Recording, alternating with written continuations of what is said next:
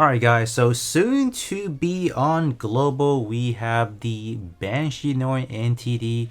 So I don't know if this unit is releasing on the right timing, because right now it's definitely not a good timing for this unit, because we already have these two units. We have Xeon and then we have Gang. So these two units certainly does make things a little bit more difficult as far as trying to squeeze in Banshee Norn onto the team. So we're just gonna quickly take a look at it in a, what is it? What is this again? Mock battle. I'm like, what is this? But yeah, mock battle. We shall see how this can actually fare. So as far as the enemy lineup, typically this is something that you will see. So I am trying to emulate that. In terms of enemy lineup, I did toss in the full armor double Zeta, so I think that was a little that should be a little bit too much. I don't know, but we'll see. As far as Banshee itself, it does have absolute evasion after you pop the super awakening status, so that is definitely something that we are trying to aim for sure. And then we will see. We will certainly see how that is going to go. One time speed, and I think we'll probably play the EXQ. Hopefully we can pop Banshee Norn's EXQ fast. That would be great. What? Got the enemy popping their Penelope EX already. Okay, that's not too fun. Yeah, the fact that we only have one tank, that's not the greatest either. Okay, we pop ours, that's good. And if we can pop ours, that would be great. Alright, we got the healing, so that's good. So that's pretty much kind of like our AoE for the team. Got the AoE healing from V2, so that should come in handy. Yeah, that's good. Oh, that's mine right there. Dude, are we not gonna see anything from Banshee Norn, which I think is actually quite plausible, because that's typically how things are if you are fighting. If you are using a raid unit, that's what you will see. You don't do any damage, or you just don't do a lot of hits. I should say that. Okay. Okay. Thank you. Alright, now we shall have absolute evasion, and we have damage mitigation as well, so that's good. And our damage, or beam damage, is going to be up by 100% as well. That shouldn't matter, because we are dead, pretty much. But EXQ damage wise is still go through. There's nothing to stop that. So even though you're getting a lot of those fancy evasion, damage mitigation, or whatever, but you're still gonna get popped by some EXQ. So that is kind of like the unfortunate factor, if you will. That's kind of, it is what it is. I'm not gonna do another mock battle run just because of the fact that, you know, given how in a one-time situation, if we do die, this is kind of how things are gonna go. That's typically how it is. But what I'm gonna do, we are gonna hop into a quick quest. In the quest, I am gonna show you how powerful the absolute evasion can be, and with plus or minus the evasion, you get more beam damage or whatever. I'm gonna see if we can just solo like a quest. I think that should be pretty. It shouldn't be too bad, I say, and I think at that point we shall see how good or how capable Banshee Norn is. And after that, I'll probably toss in a bonus where we have just 6 units. How it's gonna fare. I would say once we get more units onto the team, where Banshee is not the main focal point of the enemy targeting, that's where Banshee is gonna start falling a little bit in terms of damage, because when you're not evading, you're just not racking up the damage, and is actually not good for Banshee. So let's hop into the quest first. Alright, we got the quest loaded up, so hopefully Banshee Norn can survive the initial hit from double Zeta, and then we should be good. Alright, so let's kind of see. Alright, yeah, pop the EX already, so that's good.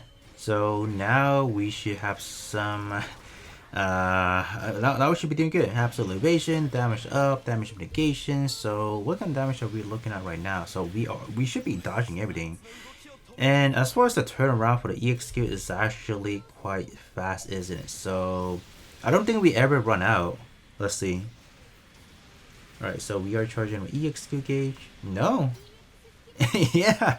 So ESNC once Banshee Norn does pop into the Super Awakening status, by the time you actually do enough attacks, it is gonna continuously pop that. So we did run out a little bit right there, kind of unfortunate. So right now we're not getting that invincibility in a way.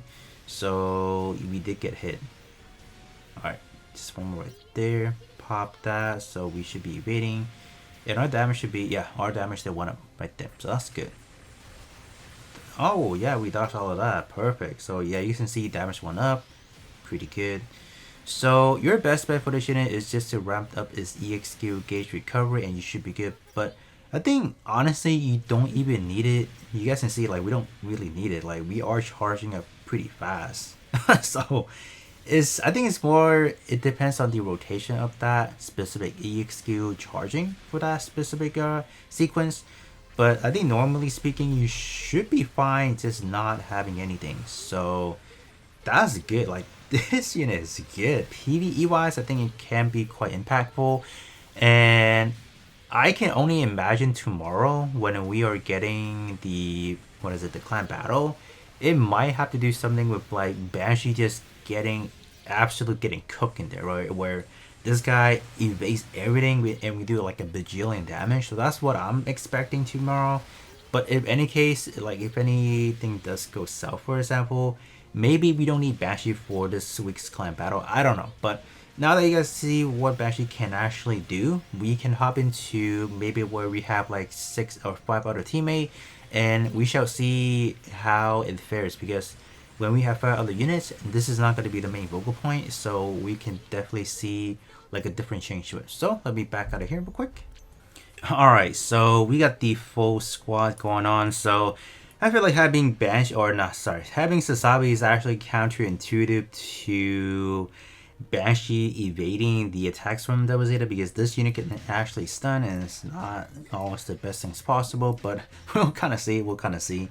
Alright, I think this setup should just be alright, and they're gonna turn off all the EXQ, or we already did, and then we'll see how Banshee is gonna fare against all the other unit does not have Transcendent skill, so this is actually a pretty fair playing ground, just free for all, so let's gonna see. But Boardman for sure, they are just gonna do a lot of damage, so that's kinda it is what it is, but Banshee so far is not really doing that hot. Like what can I say? I mean, like this is kind of as expected. Yeah, without Banshee just being the main vocal, the one that's being targeted, there's not much we can do. Even though we always go into the Super Awakening status, but don't really help because we're not getting some of the other skill 1's ability, so kind of unfortunate. But there you guys have it. So this is kind of like the earlier look, or kind of like the initial glance on the JP side. But I would definitely expect maybe global would be a little bit different, just because of how everything else has been a little bit different for global. So I'll definitely pull on the banner units, and then we shall make a better determination whether or not Banshee is actually good or not. But I think at this initial look, I am leaning towards a no. Just because of how bad Banshee is, and I just don't think this unit is gonna age all that well. Unless you're talking about, well, I want it for the sub skill, I want to get this unit to P1, so I can potentially offer this unit sub skill whenever that happens on global, and that can be subbed off into like the other green unit. So that's the other perspective you can look at it, but at this point in time, I am leaning towards a 60% no until it is further tested onto the global side. But other than that, that is going to be it for me, and I'll be catching you guys all on the next one.